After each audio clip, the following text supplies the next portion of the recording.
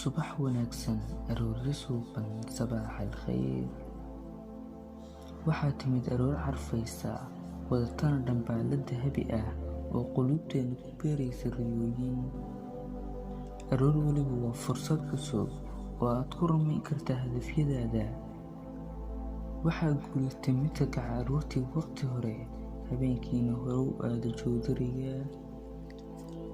Dhammaan dadka guulaystay oo dhan waa kuwa kaca waqtiga salaada fajirka ka horeeya. Kicidda xilli hore waxa ay kaa dhigaysaa mid nashaad ah oo furfuran, waxayna kaa fogeynaysaa murugada iyo cadhada tirada badan leh. Wasalaamu calaykum waraxmatullaahi wabarakaatuh.